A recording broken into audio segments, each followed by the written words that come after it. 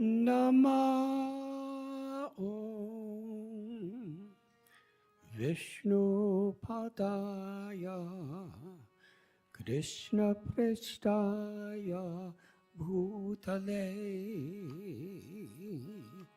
Srimate Bhakti Vedanta Swami Iti Namine.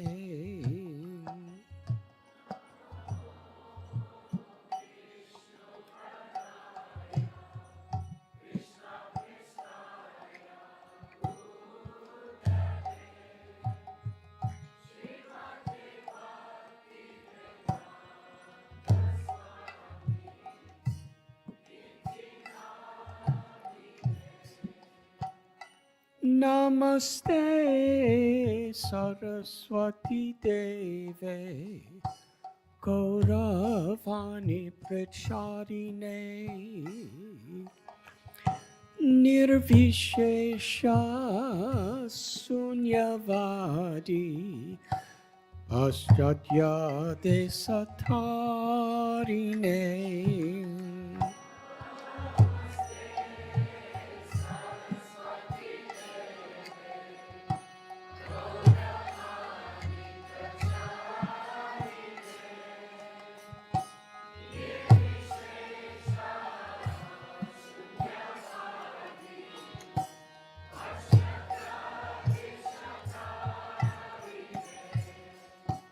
Shri Krishna Chaitanya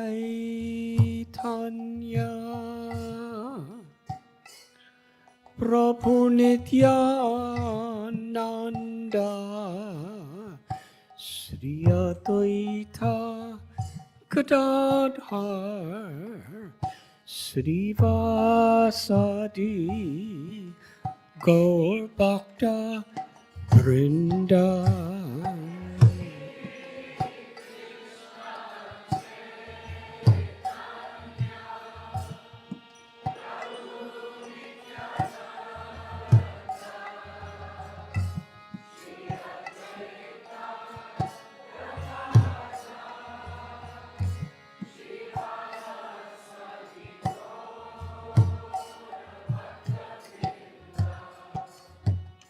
Jai Radha Madhava Kunja Bihari Gopi Jana Vallabha Girivaradhari.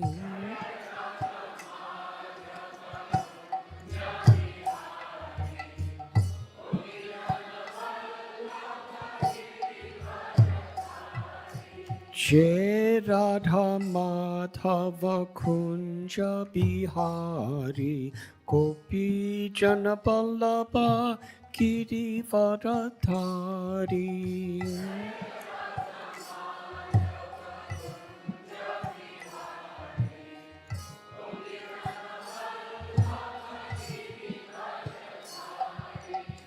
Yasodhanandana Braja Jana Ranjana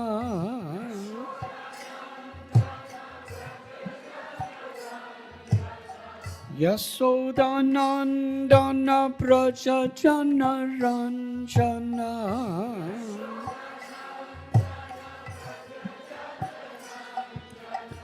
Jamuna Tira Banachari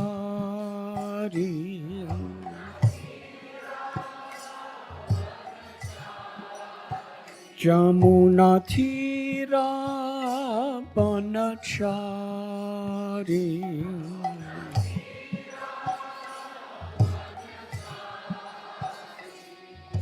Jai Radha Madhava Kunja Bihari Gopi Jana Vallabha Girivaradhari.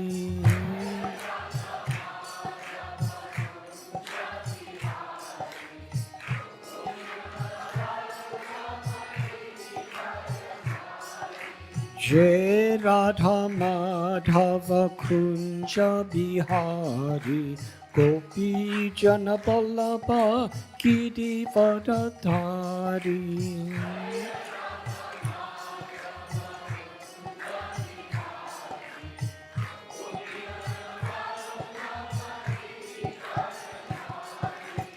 Yasodhanandana Braja Jana Ranjana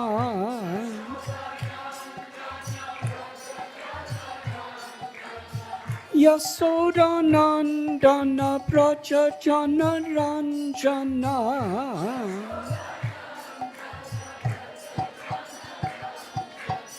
Jamuna Tira Banachari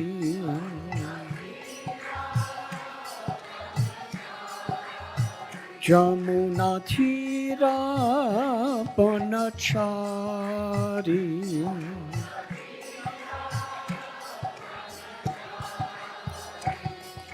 Jai Radha Madhava Kunja Bihari Gopi Jana Vallabha Girivardhari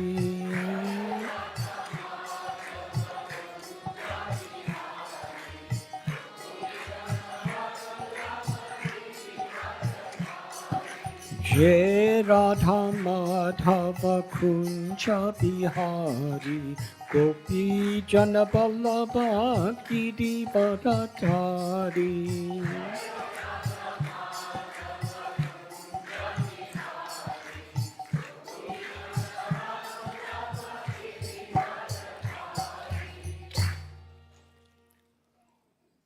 Hare Krishna, Hare Krishna, Krishna Krishna, Hare Hare, Hare Rama, Hare Rama, Rama Rama, Hare Hare.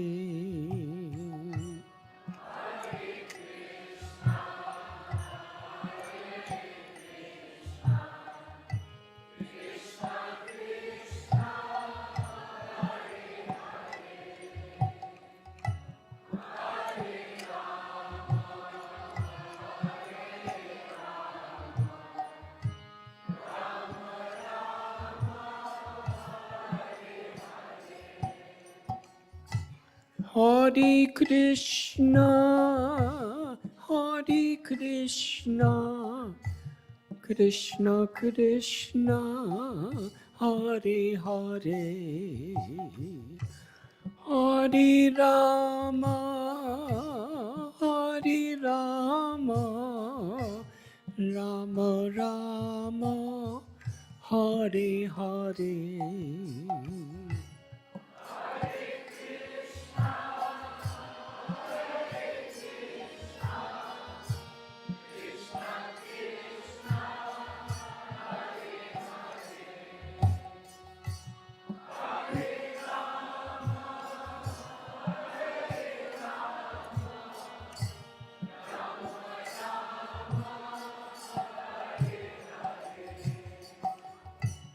Hare Krishna, Hare Krishna, Krishna Krishna, Hare Hare, Hare Rama, Hare Rama, Rama Rama, Hare Hare.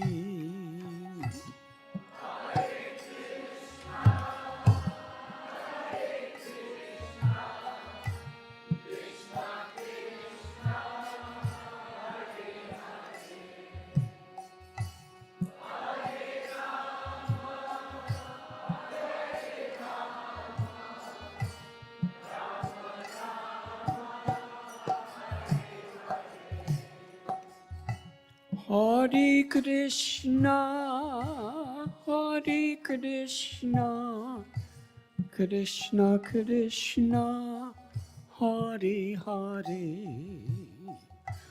Hare Rama, Hare Rama, Rama Rama, Hare Hare.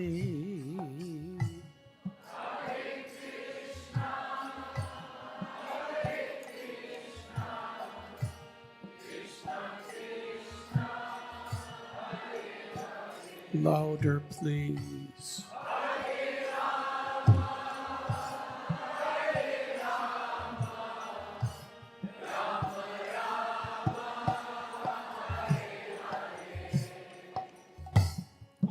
Hare Krishna, Hare Krishna, Krishna Krishna, Hare Hare, Hare Rama, Hare Rama, Rama Rama, Hare Hare, everyone.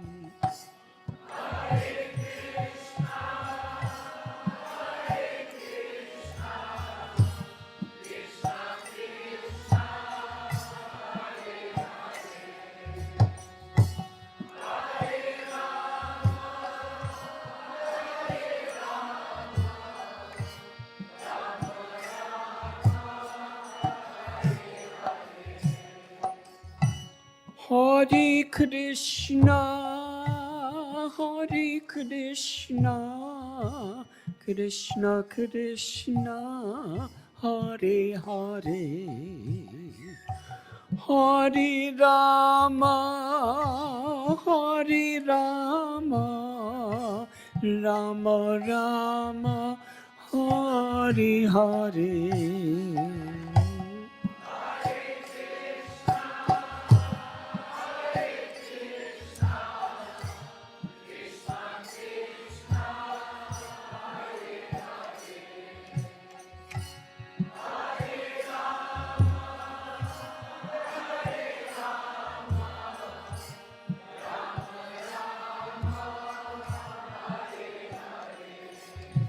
Hare Krishna, Hare Krishna, Krishna Krishna, Hare Hare,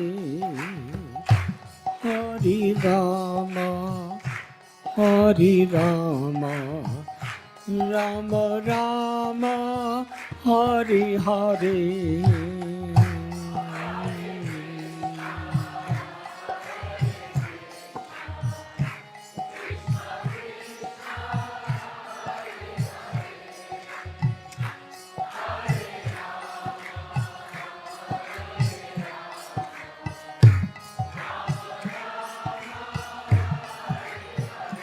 Hare Krishna, Hare Krishna, Krishna Krishna, Hare Hare, Hare Rama, Hare Rama, Rama Rama, Hare Hare.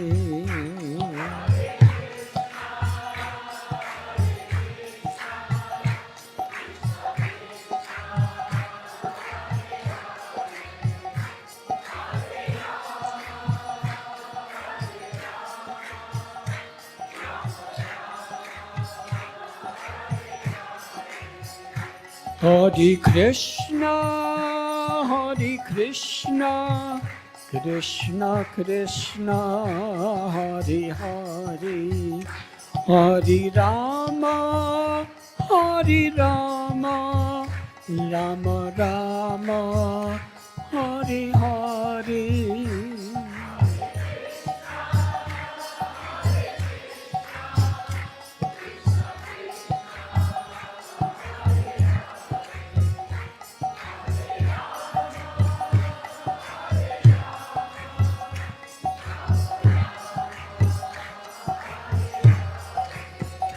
Hare Krishna, Hare Krishna, Krishna Krishna, Hare Hare, Hare Rama, Hare Rama, Rama Rama, Hare Hare.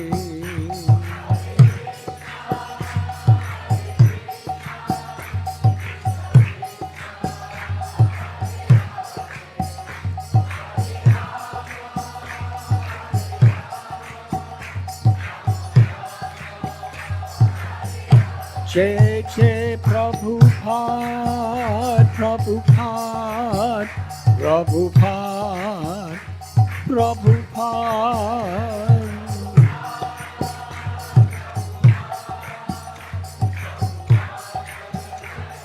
Nitai Gaura Haribo, Haribo, Haribo, Haribo.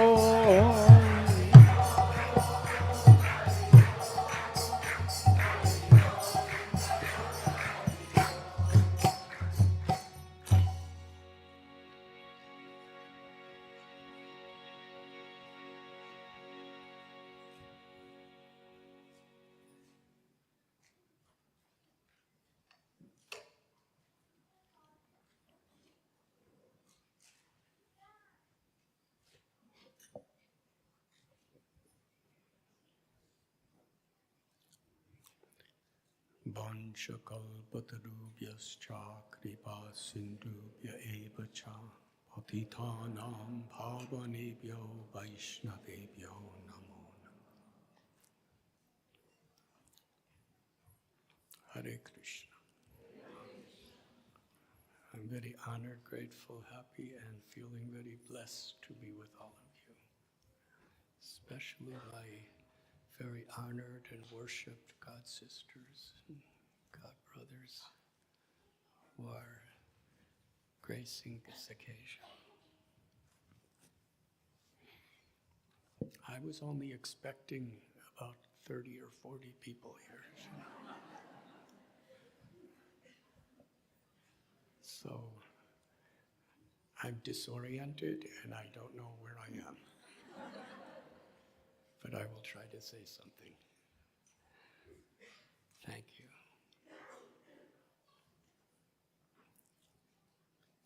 On Balaram's appearance day, we were discussing the mercy of Lord Balaram, which is especially coming into all of our lives as the mercy of Lord Nityananda Prabhu. And through him, the mercy of our Guru Parampara, who is personified divine grace, Srila Bhakti Swami Prabhupada.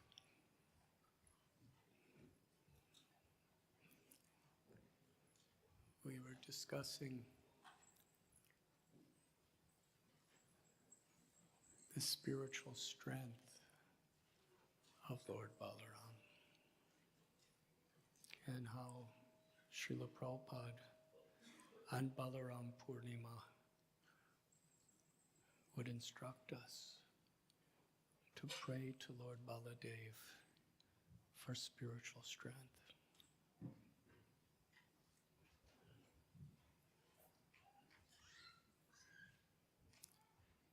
In Vrindavan, Balaram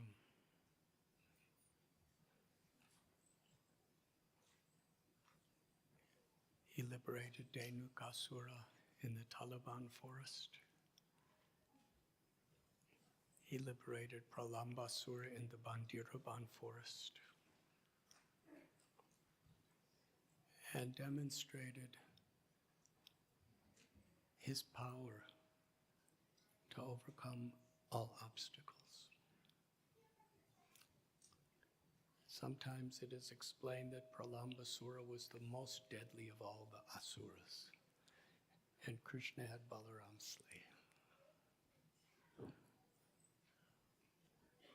Balaram represents the Guru Parampara. In fact, the whole Guru Parampara represents Balaram.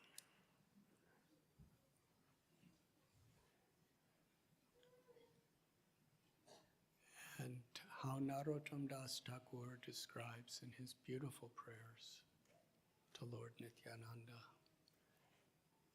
that without the mercy of Nityananda Balaram, no one can truly understand Krishna or Radhan Krishna.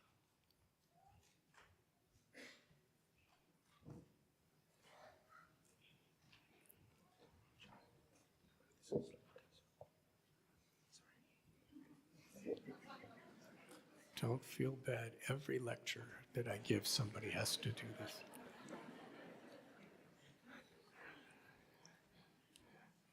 I need to pray to Balaram for more strength in my voice. But for me, this microphone is Balaram's mercy to compensate for me.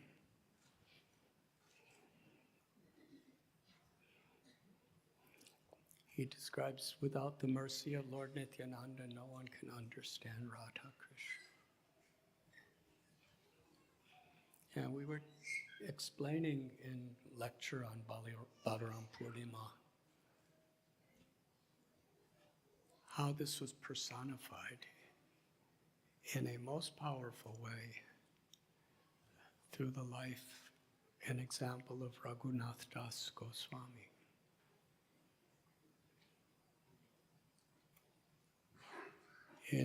by Lord Sri Chaitanya Mahaprabhu's own personal arrangement. He is forever worshipped as our Prayojana Acharya. By his example, by his teachings, by his life, he teaches the highest perfection of Prayojana, the perfection of the goal of life.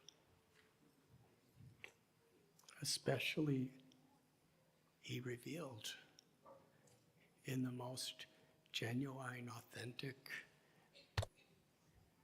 and ecstatic way how to gain entrance into the Madhurya Ras, the conjugal pastimes of Shri Shri Radha Govinda.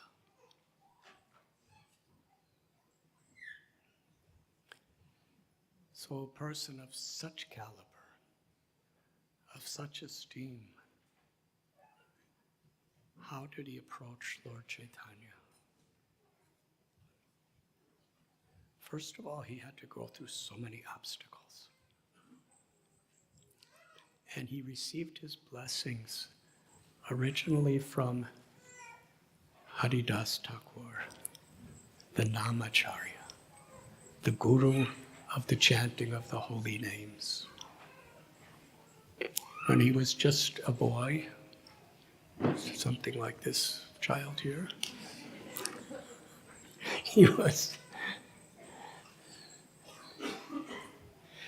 son of Govardhan and Madhumata. And the elder brother was Hiranya. And they were such wealthy landowners, zamindars.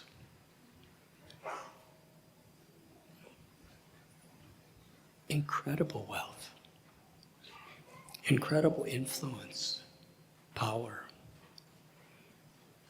And Raghunath was the only heir. There was no competition among brothers, sisters. 100%, the entire inheritance of this massive property and all the power and influence and fame that it brought about, it was all his. All he had to do is just keep breathing. But his parents were devotees. And Balaramacharya, who was the priest of the family, he wanted Raghunath to get blessings. So after Haridas Thakur had just delivered this prostitute who tried to destroy his life, she came to seduce him, knowing that as soon as he did, he responded to her. There would be guards that would beat him, imprison him, and possibly kill him. That was her intention. And Haridas Trinada Pisanechina, Todori Basihishna, Amanina Manadena Kirtaniya Sadhani. He had such respect for every living entity, such compassion. He could have just left.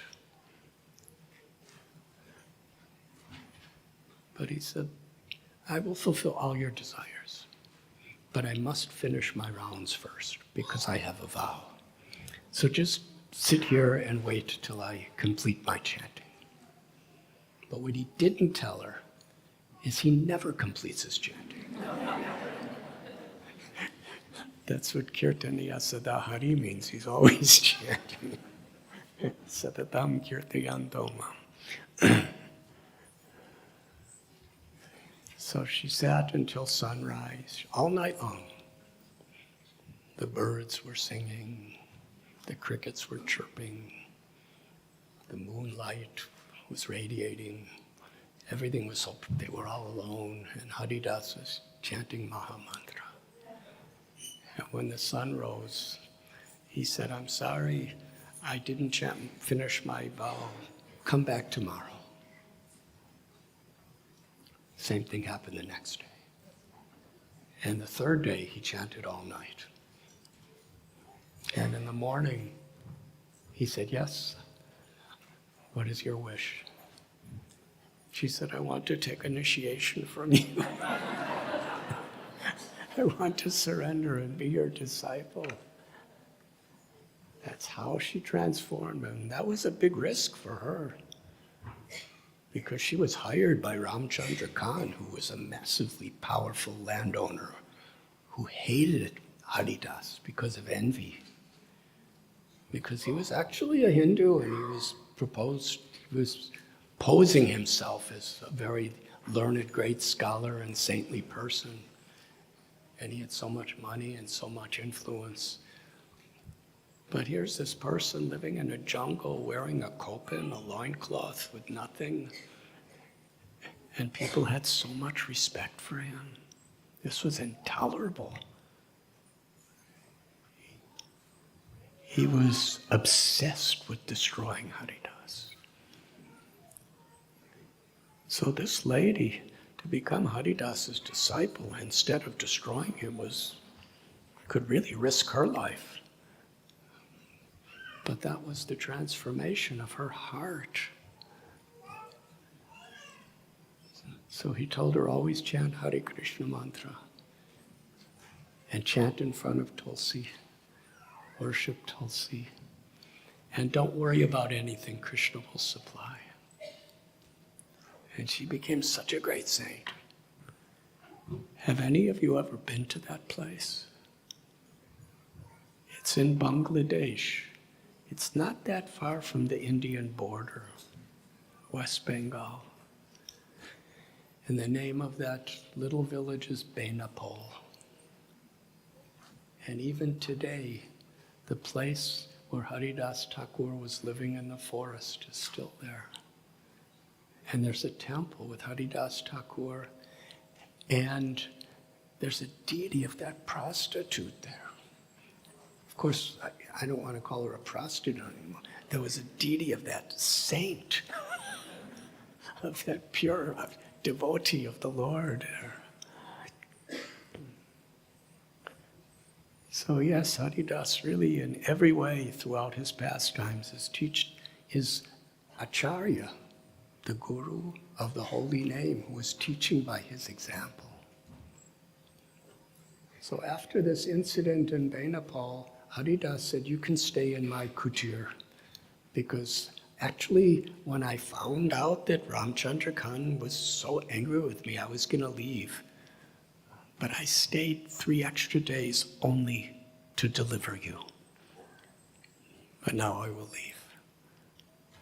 And he went to a place called Krishnapur, or Chandpur. Chandpur is in this Adi-Saptagram area.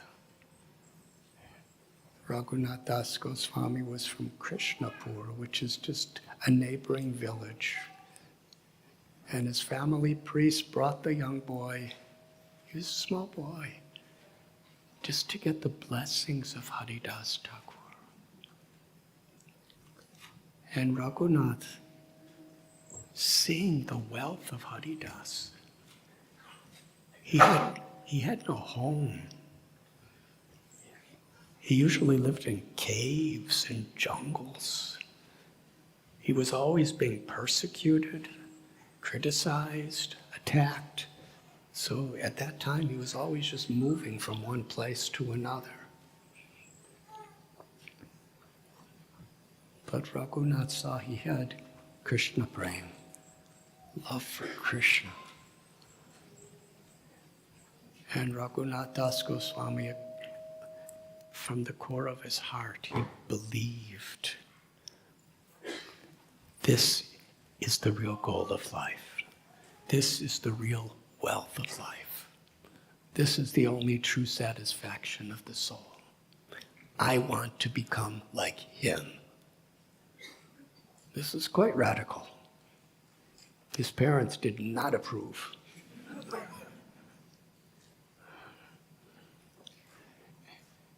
And it's not like there was a Hare Krishna movement, he could just move into a temple.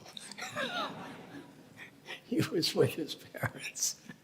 Haridas Thakur left and went, actually from there, Haridas went to Shantipur to live in a cave near Advaitacharya, which is quite a distance walking.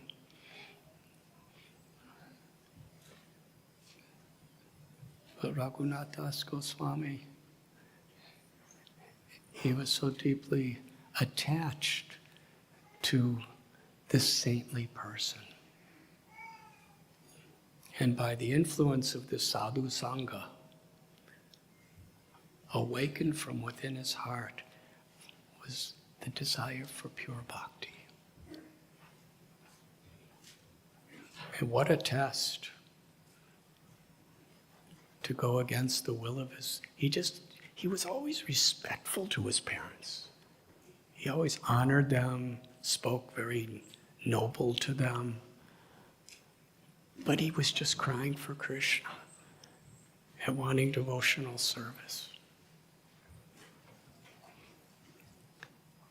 And eventually, he went to the house of Advaitacharya when Lord Chaitanya was just after he had taken sannyas, soon after he was actually on. And Raghunath Das, because his father and uncle were giving so much support to Advaitacharya and the Vaishnavas, they brought him to meet Lord Chaitanya.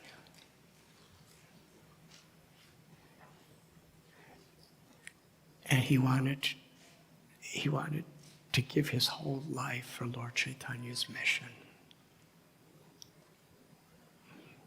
And it's a long story, as many of you know it.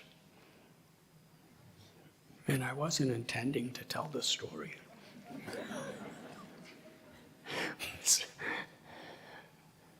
But at a certain time, he was trying to escape from home.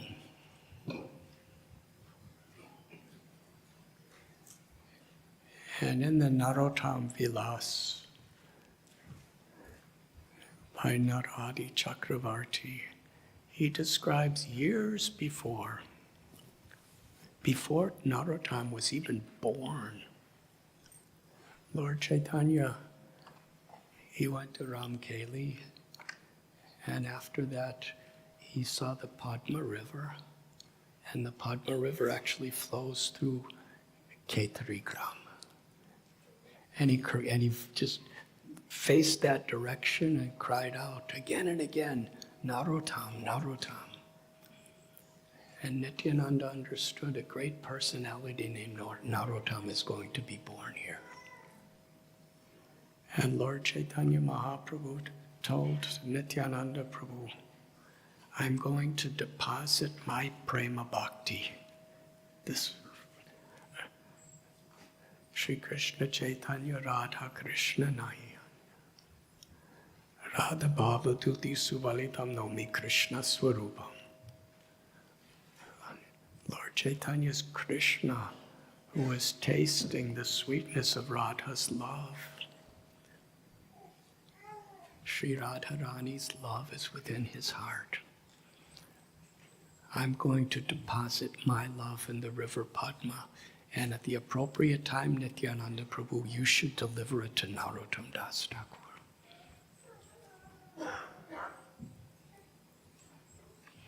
And when Narottam Das Thakur was crying to get the shelter of Lord Chaitanya, Nityananda Prabhu brought him to the Padma River through a vision, through a dream, and bestowed that love upon him.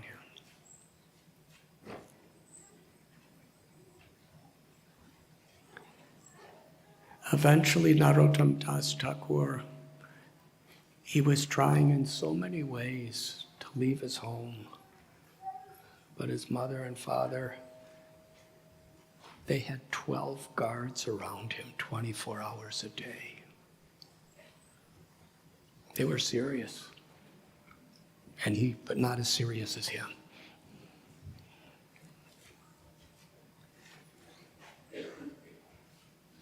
And at a certain time, he again met Lord Chaitanya, and Lord Chaitanya said, don't be like a monkey. monkeys look really renounced, but actually they're not. And he gave some details. He said you should be at home and act just like a person who is completely responsible for their household life. But in your heart, you should always be immersed in remembering Krishna and serving Krishna.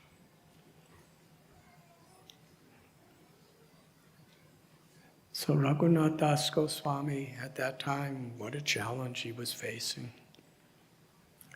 He got permission to go to Panihati because he heard Lord Nityananda Prabhu was visiting there.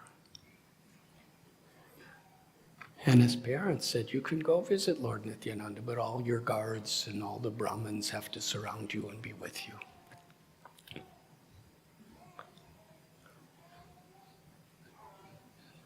Now, this is the part of the story I wanted to share with you. What was Radhanath Das Goswami's approach? We have discussed the other day how because he took shelter of Lord Nityananda and because he served Lord Nityananda by pleasing all the devotees, Lord Nityananda Prabhu blessed him to be a personal assistant of Lord Chaitanya Mahaprabhu. What's important to understand also is how he approached Nityananda Prabhu. His parents were very, very influential and powerful, even in the Vaishnava community. And he was an incredible person in every way. But he was too humble to directly approach Lord Nityananda. It is described from a distant place with great shyness and humility. He felt unqualified to go near the Lord. He offered his obeisances at a distance. And there's no information that he ever intended to go any closer. He was just happy from a distance, just giving obeisances to Nityananda Prabhu. But one of Nityananda Prabhu's associates said, there is Radhanath. And Nityananda Prabhu saw him and said, Radhanath, you are like a thief. You are keeping a distance from me. And it doesn't say that Radhanath came to him then. He was still feeling too unqualified. Lord Nityananda Prabhu went to him and caught him. And Lord Nityananda put his foot on Radhanath Das Goswami's head.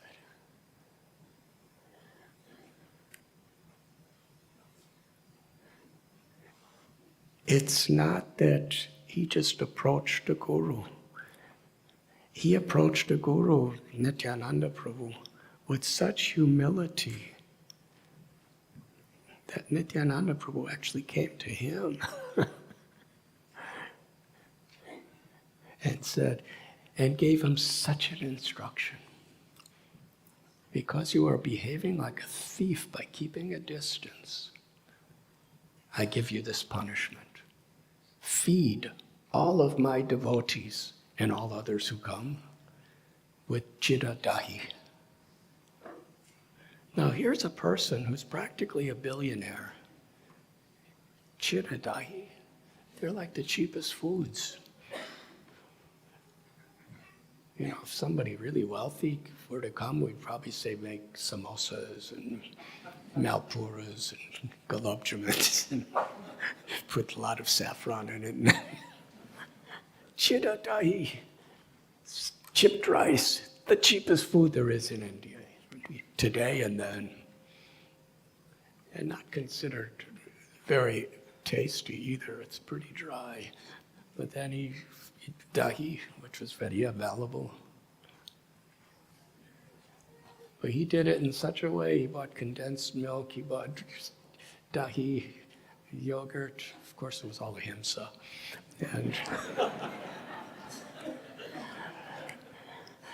And he soaked chipped rice, and after he soaked the chipped rice and milk, he soaked half in the condensed milk and half in the dahi.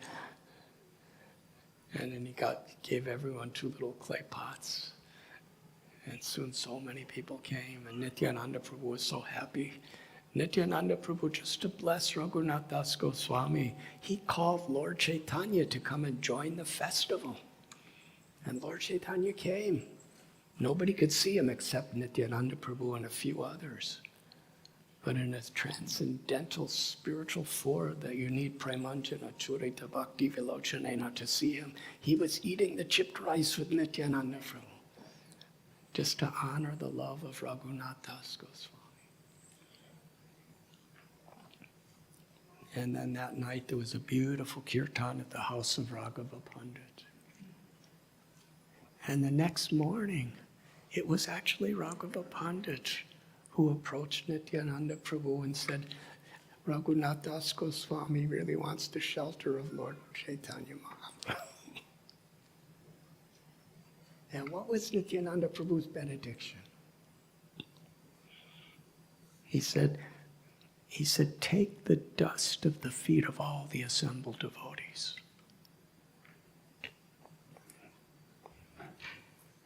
And what does that mean?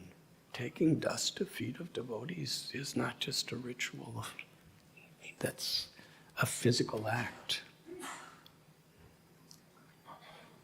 It's actually the dust part is symbolic of really humbling yourself with a desire to serve. And he took the dust of each devotee, and all the devotees were senior to him. They were all embracing him and blessing him. And afterward, Nityananda Prabhu, he said, because you have made all the devotees so happy by this feast that you arranged, and because Lord Chaitanya was so pleased by how you were serving the devotees, he personally came to witness it.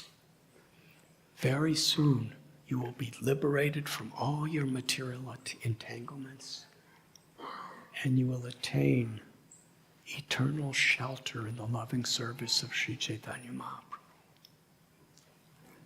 But how? He said, you will be under the care as the servant of Swarup Damodar Goswami.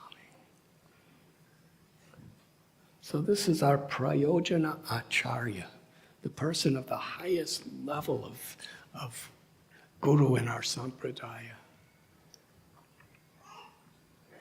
And how was he in that innermost circle of Lord Chaitanya's associates? Never directly. Always as the servant of a servant. And Sri Chaitanya Charitamrita gives so many beautiful stories of how Lord Radhanath Das Goswami, he rarely spoke to Lord Chaitanya. When he had a question, he would ask Swarup Damodar Goswami, and Swarup Damodar Goswami would ask Lord Chaitanya, and Lord Chaitanya would say, there's no need to ask me because Swarup Damodar Goswami knows everything, but since you asked me, I will tell you.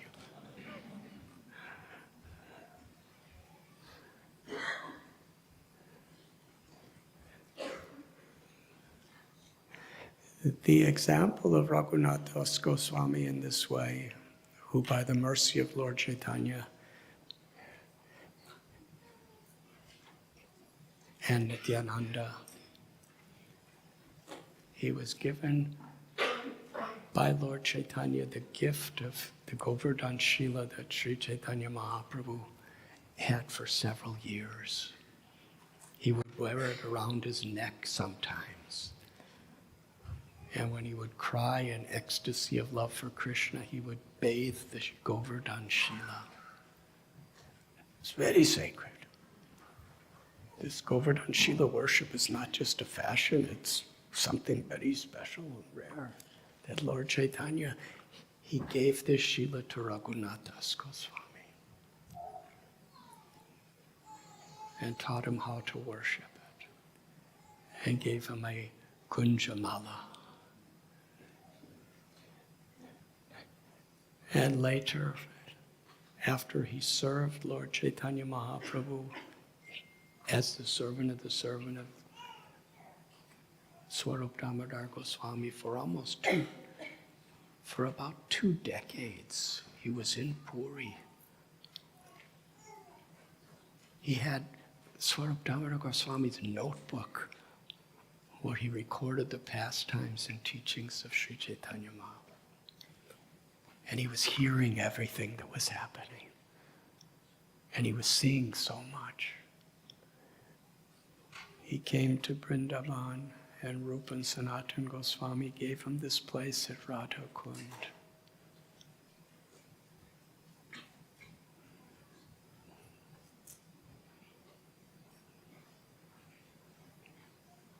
But how did he approach the Lord? It was never, I'm qualified to receive mercy. Of course, Narottam Das Thakur himself, he prayed, I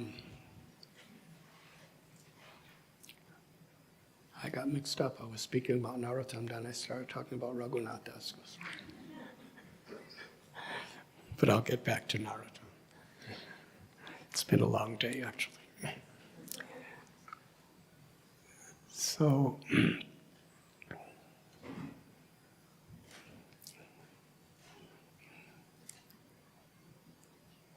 Patita Pavana Hetu Tabhavatar Mosamo Patita Prabhuna Pai Vihar.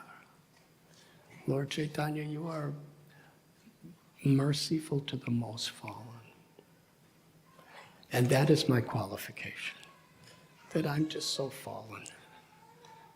So please bestow your mercy upon me. This is actually the mood of all of our acharyas.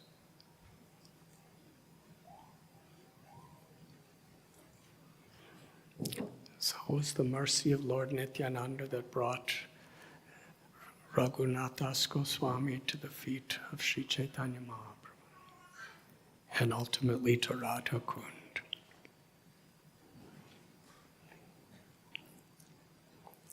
And Narottam Das Thakur,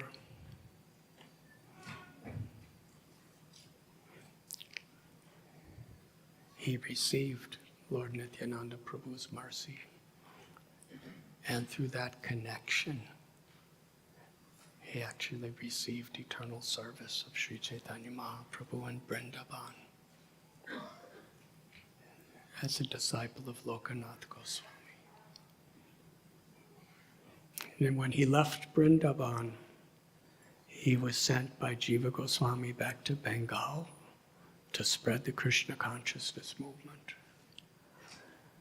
And one of the most historic events is when Srinivasacharya and Thakur Narottam and Shamananda Goswami, they were arranging the first Gaur Purnima festival in K3, in the place that Narottam Das Thakur escaped from when he was a young man.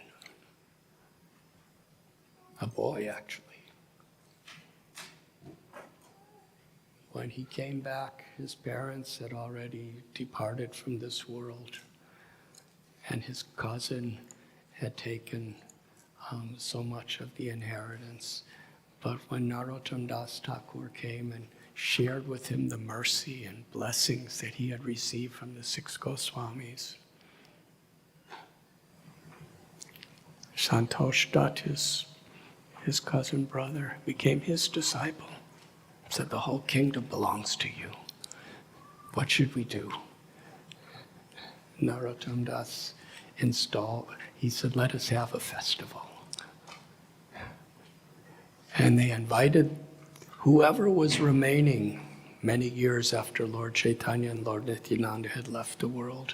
they invited all of these devotees to come and attend this festival.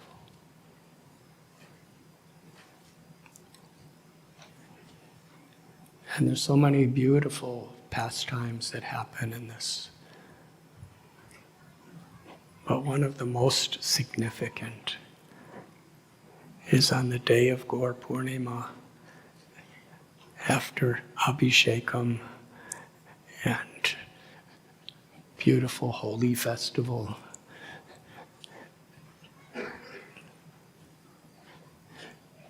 They were to have a kirtan. And Nityananda Prabhu's consort, his Shakti, Janava Devi. She was at that time the most prominent, senior-most acharya of our whole Gaudiya Sampradaya.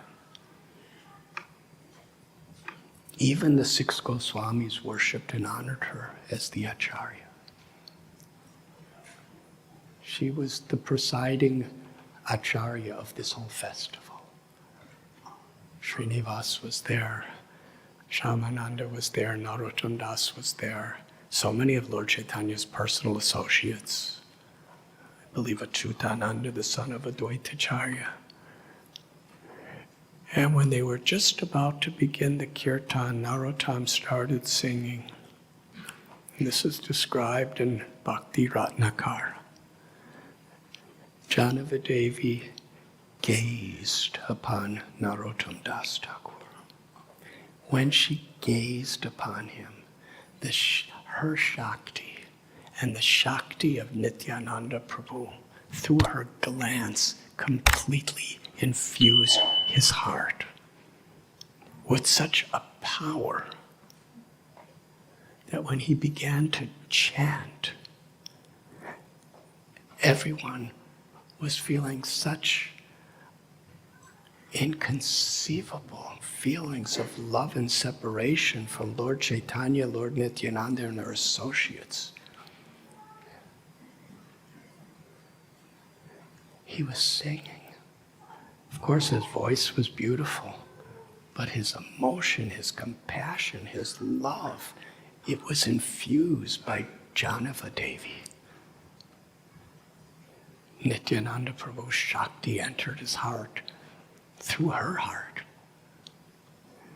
And that kirtan was so rich with bhakti that at a certain pinnacle of their chanting and dancing together, Lord Chaitanya, Lord Nityananda, Srivas Thakur, Advaitacharya, Gadadhar Pandit, who had already left the world years and years before. What to speak of Rupa and Sanatan Goswami, they had left here. Haridas Thakur, Marari Gupta, all these departed avatars, acharyas, they all immediately descended to join the kirtan.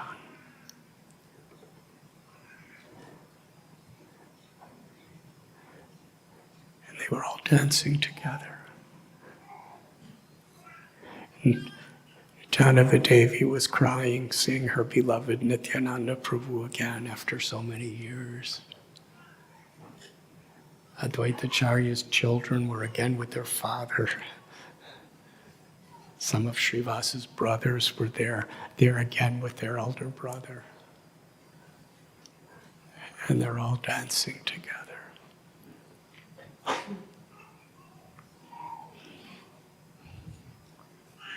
So when Srila Prabhupada describes we should pray to Lord Balaram for spiritual strength, that is one of the deepest statements that has ever been spoken. Because what is the history? What is the tattva? What is the rasa of the strength, of the love of Lord Nityananda Prabhu, the compassion of Lord Nityananda? His infinite love in the spiritual world, which manifests as infinite compassion in this world. And as Janmashtami is coming, 3 days, a little more than 2 days. It's important that we take shelter through our prayers, through our intentions of Lord Balaram, as it's coming through Lord Nityananda Prabhu, as it's coming through Srila Prabhupada and our acharyas.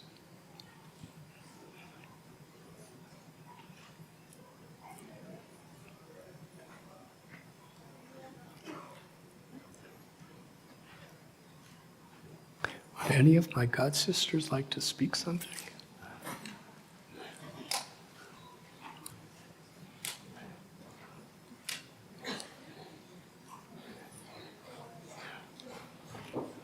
They are all following in the footsteps of Radhanath Swami.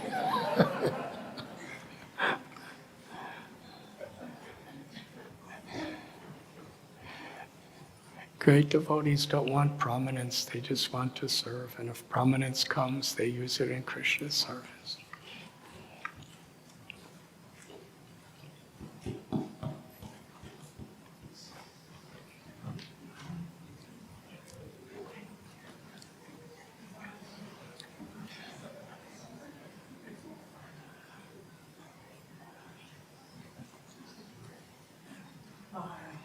Hare Krishna.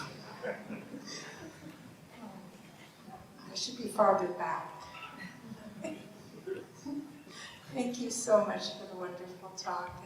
I'm so happy to see you. Thank you for coming such long distance. Bless all of us.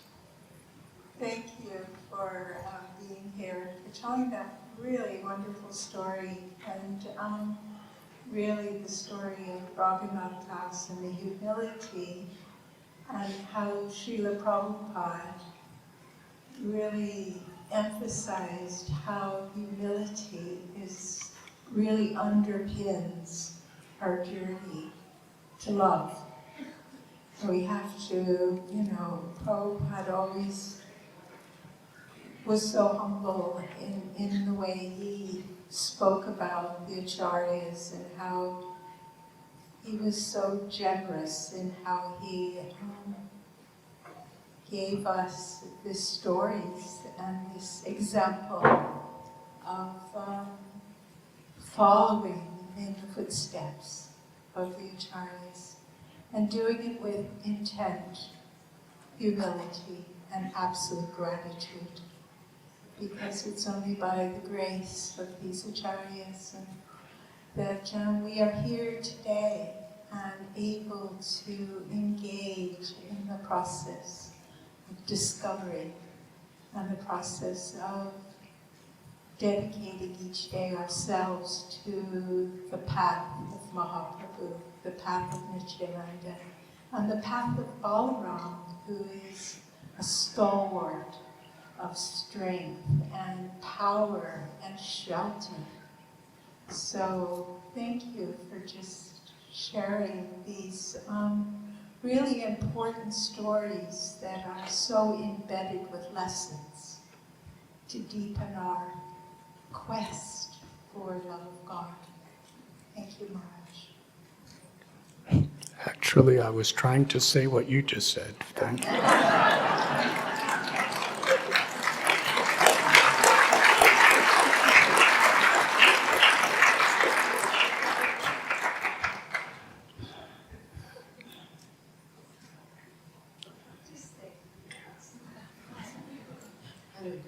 Hare Krishna. So we're so grateful to hear these pastimes from you, because they really come alive and their relevance becomes so apparent, and we can live them by hearing from you, and then really understand the richness of our tradition and how much we are grateful to Srila Prabhupada for presenting this tradition with such purity and exemplifying it in his own life. So we can't thank you enough for coming and speaking to us in this way so that we can really dive deep into this philosophy and the practice and expand our gratitude to Srila Prabhupada and to all the wonderful personalities that we read about in his books. So thank you very much. We're very indebted to you. Hare Krishna. Thank you. Thank you. Can I add one thing? These stories aren't from a long time ago. These stories are now. And that is when you tell these stories, and you're such a wonderful storyteller, Maharaj, these stories are actually in the fabric of our devotional life. And you bring them alive by sharing them. So thank you so much. They're timely and timeless. Thank you. Hare Krishna. Haribol, I feel like you are all Ishwaris gazing on me and empowering me. You are all like Janava's representatives. Haribol. Hare Krishna Maharaj, thank you so much. You have a just so beautiful way of it just flows, you know, the beautiful pastimes that we hear. And when we hear these pastimes from the Chaitanya Charitamrita, Lord Chaitanya and the six Goswamis and all their associates, it gives us just a hint of hope, of the love, the compassion, the little beautiful exchanges of humility and, you know, just sweet, loving, but also personal exchanges that we can have with each other, the care and the compassion that we can show to each other. So I was struck recently, we were having the Julian Yatra Festival, and we were singing that beautiful bhajan, Jai Radhe, Jai Krishna. And I was struck, I think it's Krishna Das that wrote the bhajan, but at the end of it he prays to Janava. He says, keeping Janava Devi at it in my vision and for begging her mercy.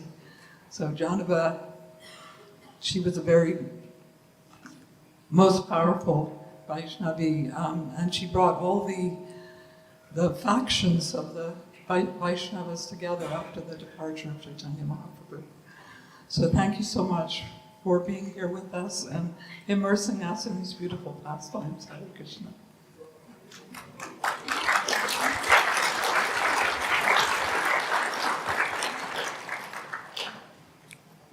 Your storytelling is always wonderful, Maharaj, and what really always comes across is the emphasis on serving the Vaishnavas. And I've noticed that always with your disciples, they're very much about serving the Vaishnavas, and that's always wonderful to see. So thank you. Thank you.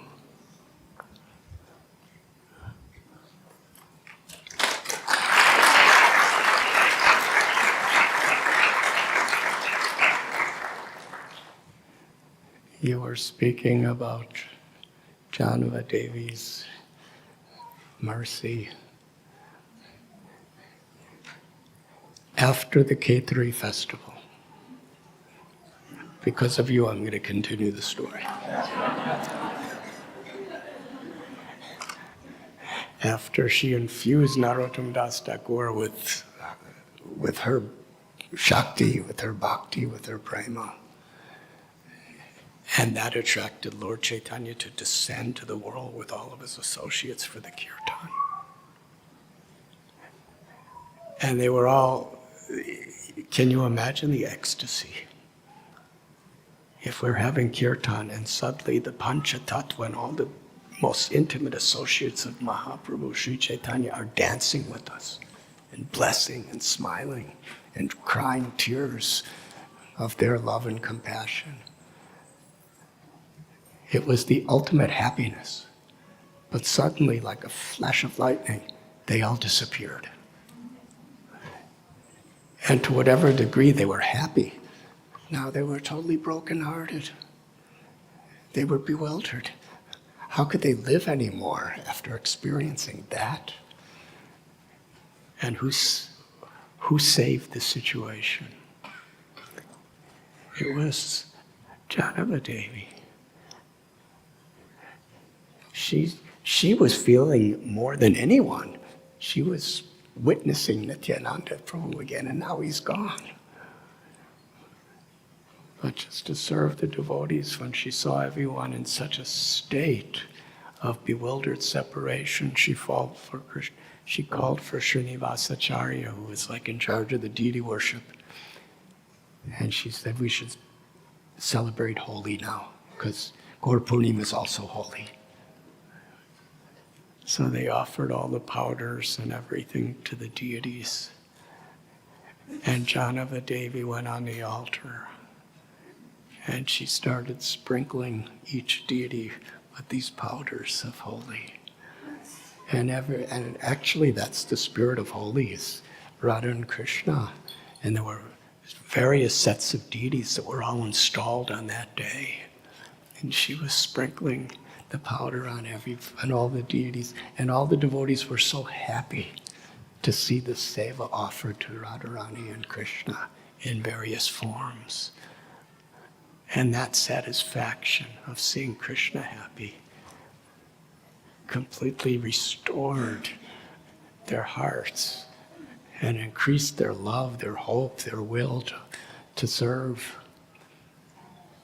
That was the power of her devotion.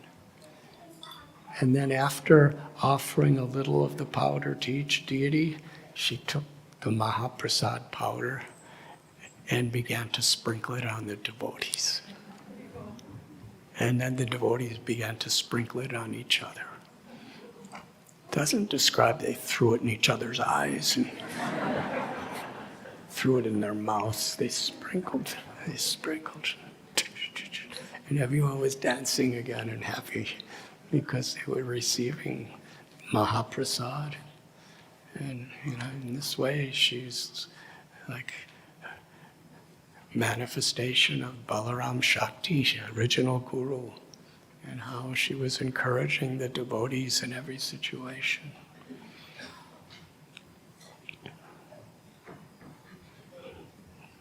And then, after the Kaitari festival, she told the devotees she wanted to go on a pilgrimage to Vrindavan. And her most loving associates who were with her, Gauri Das Pandit, several others, they all traveled with Janava to Vrindavan. And so many historic, inconceivable, wonderful pastimes of mercy on her travels to Vrindavan. There were dacoits and envious Brahmins who wanted to kill her. They were plotting to kill her on the way. And she didn't have any bodyguards or anything. She was just traveling with some simple-hearted devotees. And they were just walking and staying in different little villages and forests on the way. And in each case, in every situation, and there were many told pastimes, by the power of her forgiveness, her compassion, her love, she transformed all these people into great devotees, and they all took initiation from her. And when she arrived in Vrindavan, Sri Rupa Goswami, Sanatan Goswami, Raghunath Bhatta Goswami, they had already departed from the physical world.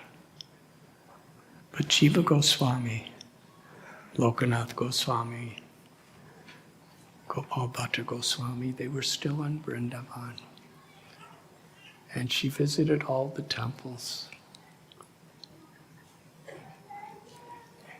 And you know what she did when she visited the temples? Sometimes she would just go for darshan and pray. But on several occasions it describes she went to each of the Goswamis' temples and cooked for the deities.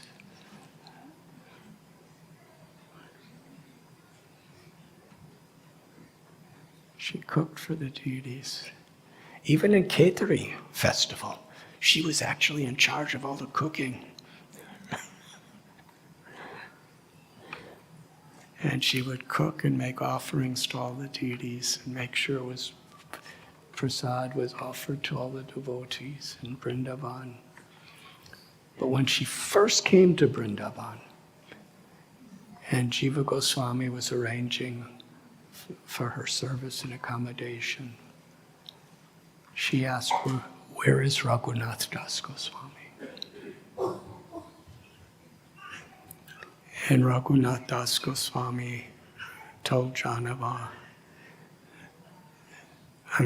Goswami told Janava that Radhanath Das Goswami, after Lord Chaitanya and Lord Nityananda Prabhu and Swarup Damodar Goswami left this world, he went to Vrindavan to jump off Govardhan Hill because he couldn't bear living. But first he met Rupa and Sanatan Goswami. And they told him that you should stay with us because you're the only one among us who knows the Antya Leela of Sri Chaitanya Mahaprabhu. Vrindavan Das Thakur gave us primarily Lord Chaitanya's Navadvip Leela and some stories of Lord Chaitanya after sannyas. But there was not much information of those pastimes. But Radhanath Das Goswami knew so much. He was practically the only surviving eyewitness. And he had the notebook of Swarup Damodar Goswami, who was at Lord Chaitanya's side day and night. So you should stay here and narrate the pastimes of Lord Chaitanya every day. And he was given a place at Radha Kund. And every day for several hours he would narrate the pastimes of Lord Chaitanya. And one of his students who came every day and listened was Srila Krishnadas Kaviraj Goswami. And how did Krishnadas Kaviraj Goswami come to Vrindavan?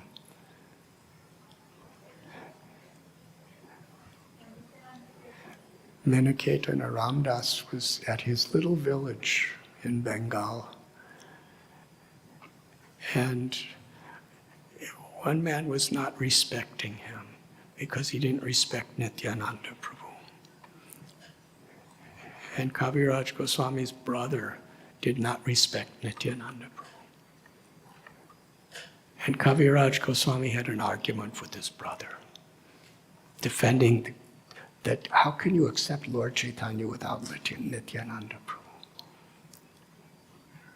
The love they have for another. He said it's like the philosophy of half of a hen,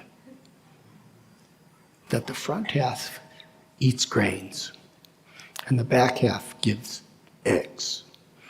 No, we don't eat eggs, so this is an analogy, it's not an instruction. But a foolish person thinks, let me cut the hen in half. Then I don't have to spend money feeding, I could just get the eggs. But if you try to divide them, the hen is dead. So trying to divide the mercy of Lord Chaitanya from the mercy of Lord Nityananda, it kills the possibility of receiving the mercy of either one. And Kaviraj Goswami left and went to, he was just so sad that his brother was so offensive. And he went outside and went to sleep. And that night Nityananda Prabhu appeared to him in a dream. Sometimes it's said as if it was a dream. He was asleep, but it was a vision, a divine vision. Nityananda Prabhu appeared to him and said, go to Vrindavan, and there all your desires will be fulfilled. And as soon as he woke up, he immediately left for Vrindavan. He was actually very old. He didn't think, how am I going to survive? Where am I going to live? Who am I going to be with? That was the power of Nityananda Prabhu's mercy.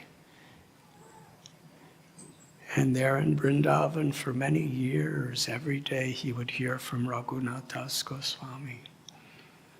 And all the Vaishnavas appealed to him that you should write the Sri Chaitanya Charitamrita. Provide this wonderful history of Lord Chaitanya's leelas, the tattvas of his teachings, the rasas of his love for him with his devotees, and make it available for all generations forever. And Srila Prabhupada described Kaviraj Goswami he was in his 90s when he got this instruction. How many people in their 90s begin a book like this? And there was no AI. It's like, write it for you. And there was no computers, there was no typewriters, there was no pens and papers. There was just palm leaves. And Kartik Chandra Prabhu, a few days ago, I was at his home, and he has such a beautiful library of ancient scriptures made with these palm leaves and natural dyes, and they're not even pens. They're like writing utensils. Some of them are made out of shoots of sticks.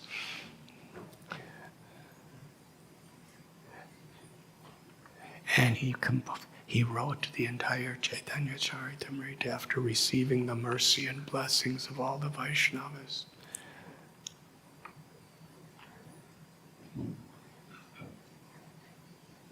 And again, he's giving all credit to Lord Nityananda, who brought him to Vrindavan. And at the end of every chapter, he's offering his surrendered love and service to Rupa Goswami and Raghunath Das Goswami. And in some places, Kaviraj Goswami is offering obeisances to every devotee who will ever read Chaitanya Charitamrita. He said, I take dust of your lotus feet and I worship every devotee who is reading this book.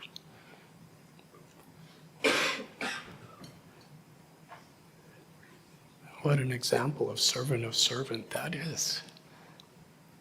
He's not just serving the servants of his seniors. He's serving each of one of us every time we pick up. He's worshiping the feet of each of you every time you pick up to read Chaitanya Charitamrita. And he's a completely, purely liberated soul from the spiritual world. And who are we? And Srila Prabhupada describes, he's not just saying this in a poetic way. From the core of his heart, this is the way he feels.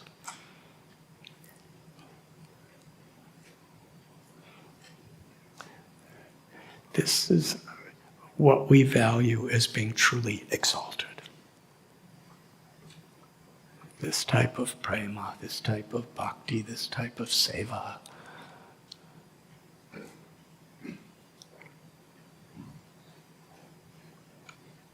And without the mercy of Lord Chaitanya, Lord Nityananda, without the mercy of our gurus, it's actually impossible to even understand the value of this bhakti.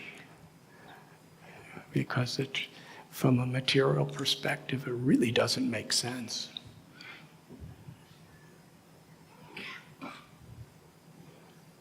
But what was the power of Srila Prabhupada's blessing coming to England and so many other countries of the world? What to speak of even reminding people in India of the value of true, pure bhakti.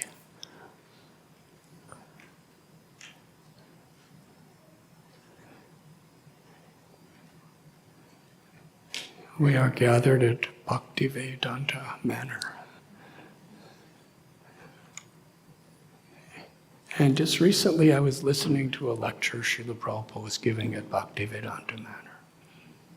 And because I know prasad is after the program, I'm going to end soon. So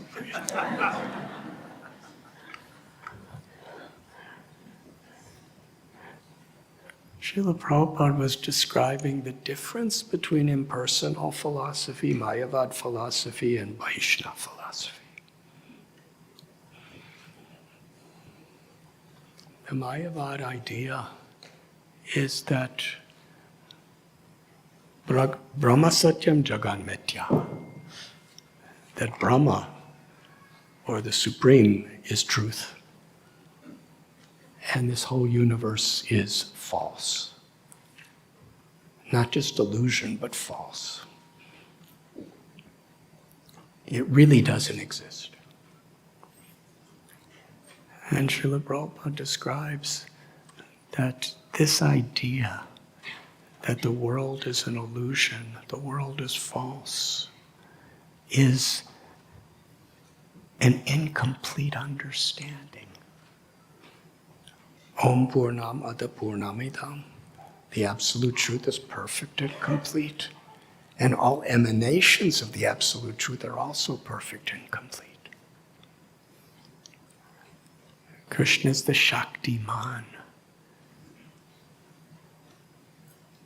And his Shakti, his energies, his potencies are also truth. They're all spiritual. Srila Prabhupada explains darkness doesn't come out of the sun. Only light comes out of the sun. So how could darkness come out of Krishna? Only light comes out. Krishna's energies are light.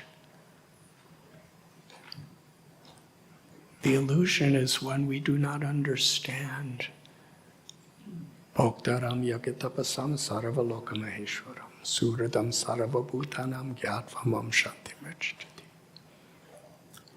That everything is meant to serve Krishna. Everything is meant for the pleasure of Krishna. And everything is the divine property of Krishna. And Krishna is the most intimate, loving, well-wishing friend who is seated in everyone's heart. Real peace can only come when we aspire for this realization. And by his mercy, Krishna gives that realization.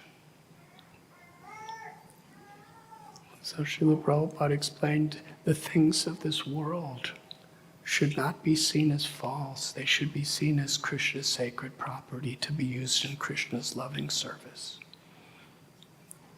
And they may be temporary in their manifestations. But even in a moment, if we use Krishna's energy for Krishna's service with love, we attain the ultimate liberation. So we don't know how long we'll live. We may leave this body today or tomorrow. Maybe 50, 60, 70, 80 years. But that's not much.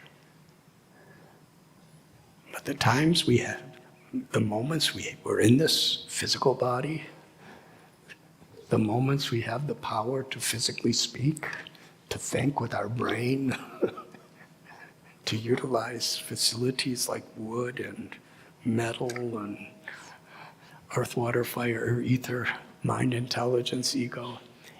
Every moment we can see these as Krishna's property for Krishna's pleasure and serve with devotion. That moment can attain entrance into eternity.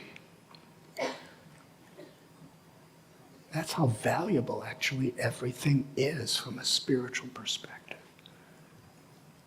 When we're thinking in terms of Janasya Mohoya Mahamameti, I and mine, that's an illusion.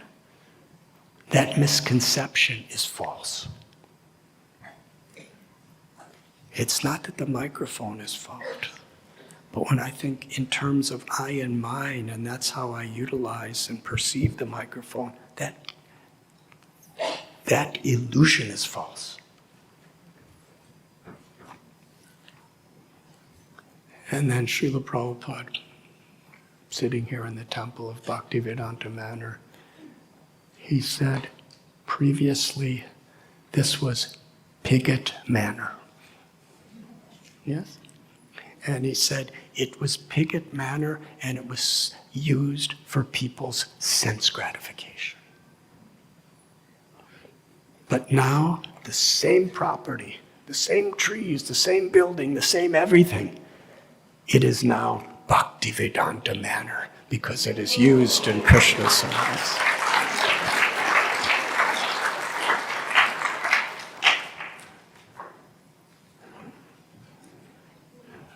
Yeah, we're so grateful to you, Vishaka Devi Prabhu, for that. When Shruti Dharma Prabhu left this world, what an irreplaceable loss to all of our hearts, to all of the UK, to all of the world.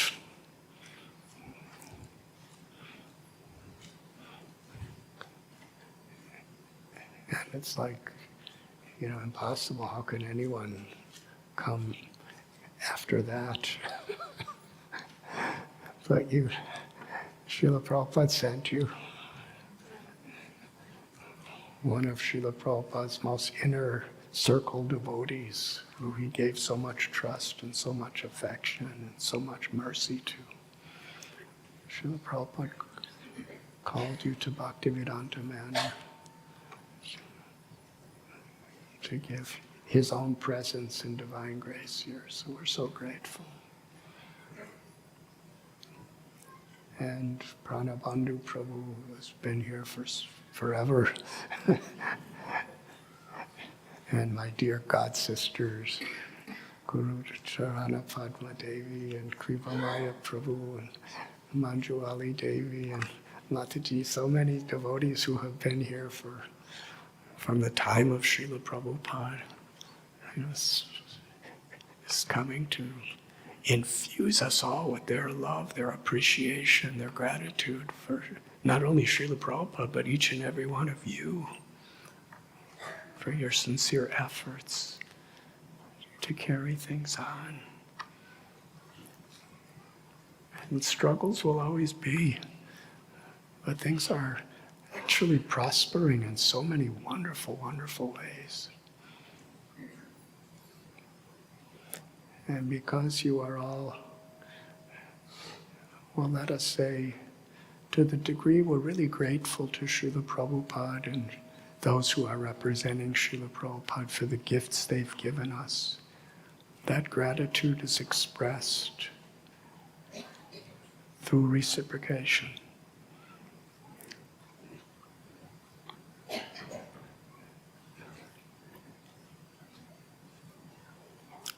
"30 years after Bhaktisiddhanta Saraswati Thakur left this world, Srila Prabhupada went to America to assist in his mission."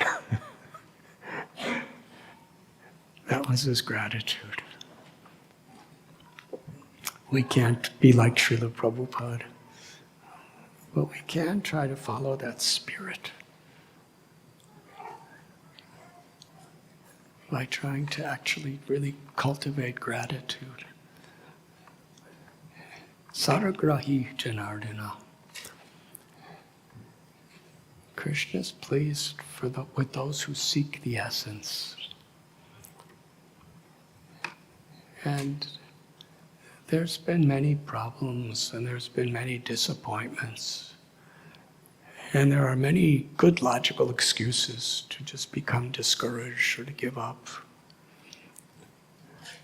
And in one sense, that's a test. But those who seek the essence, we're looking not for the things that are not Krishna conscious in the name of Krishna conscious. We may learn from those experiences, but we're actually seeking where there is real Krishna consciousness, where there is true Krishna consciousness. And that principle is eternal.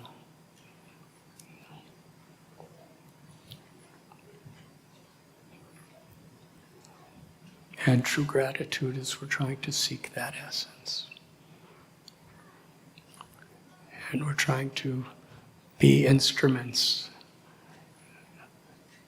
to assist Srila Prabhupada and the other merciful personalities who have helped us in Krishna consciousness.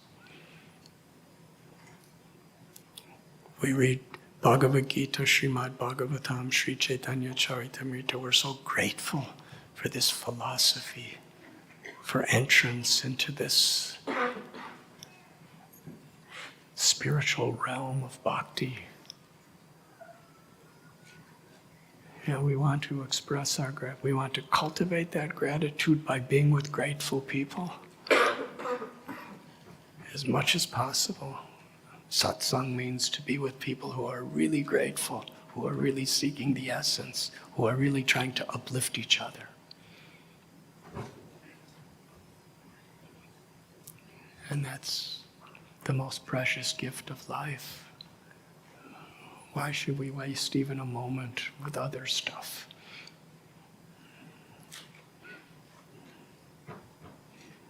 And then we reciprocate. And because so many wonderful devotees here at Bhaktivedanta Manor and Radharan and Ishwar Temple and Soho Street, so many devotees over the years and in the present have just continued to try to encourage one another to present the purity of what bhakti truly is.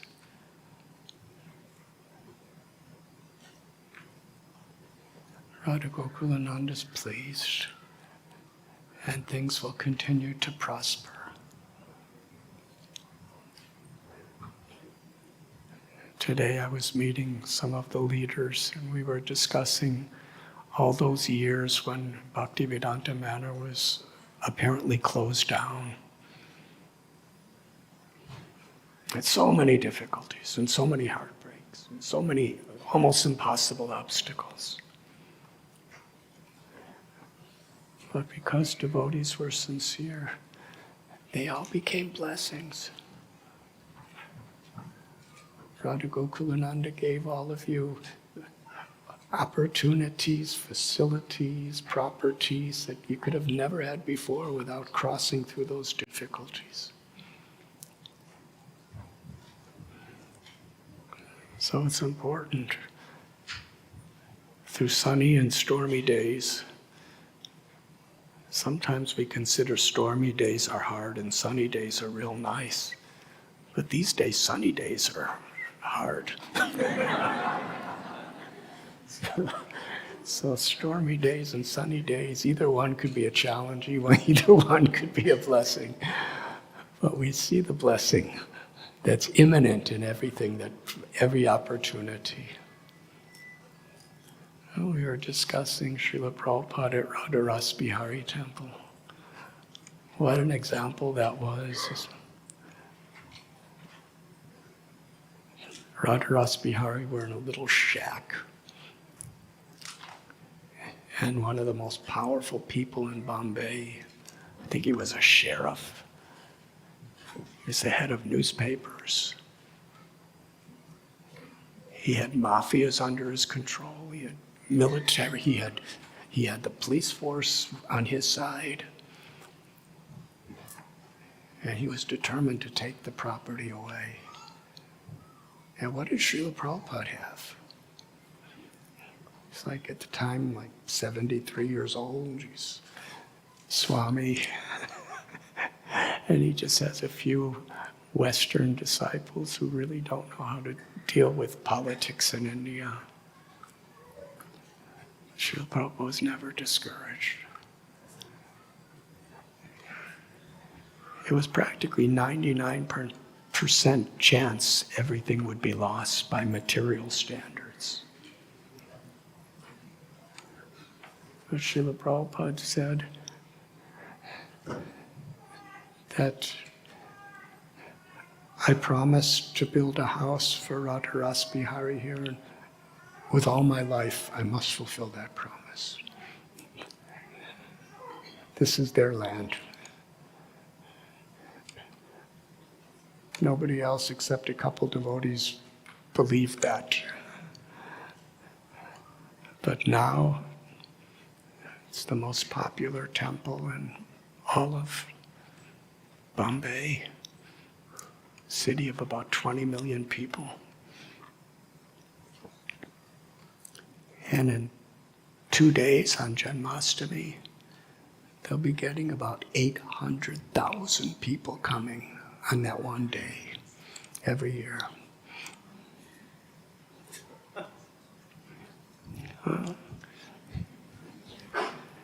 There's no way to sell tickets in that situation. We'll just not even give away tickets. But, of course, they don't have parking problems there. Well, who would have thought Bhaktivedanta Manor is practically closed down, and now you're expecting 60,000 people to come for the festival. Largest Janmashtami in the world outside of India.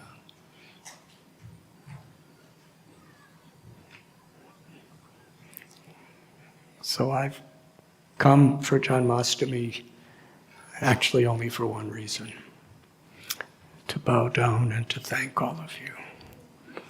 Thank you very much. Hare Krishna, Srila Prabhupada.